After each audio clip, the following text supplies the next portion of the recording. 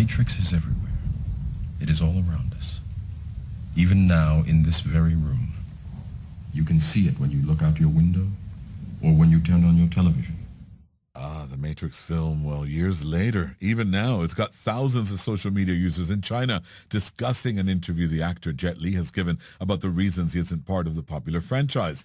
The actor claims that the film producers wanted to use computer programming to capture his unique martial arts methods, and he feared that they may become copyrighted by the U.S. Our China media analyst, Carrie Allen, told me more.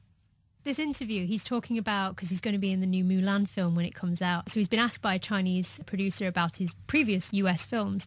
And he said that, I was offered a role in The Matrix. I decided to turn it down because what they wanted to do was to take my signature moves and to use them in computer animations and to be able to use those in the future. So it was effectively stealing the trademark or the copyright of my moves. And I didn't want to do that. So I turned the role down. Is this something he'd said before, and does it have anything in any way to do with this row between the US and China over trade and the stealing of secrets? Well, he has said he's refused a role with The Matrix before, but he never mentioned this. Previously, he said he felt that The Matrix was almost too big, that he didn't feel a kind of small role in this would do anything for him. But at the moment, it's very popular and very common in China for celebrities to be saying, for doing patriotic acts and for saying we choose not to work with the US, we choose to do stuff for China. And he was saying this and really stressing that Kung Fu, he was a big figure back in the 80s and 90s, was something that he wanted to protect, that it was Chinese, and he didn't want to give this to an American producer. But the irony,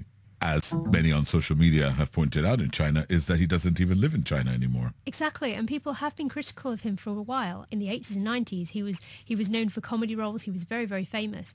But when his fame started to take off in the US, people were critical of him doing more with the US, and he's got Singaporean citizenship now. So people were almost like, you left China, how can you call yourself Chinese? Previously, he's met with the Dalai Lama, who China doesn't officially recognize. So people have been really critical of this and saying, I don't think you represent a Chinese person, and they've almost kind of fallen out of favor with him. Carrie Allen.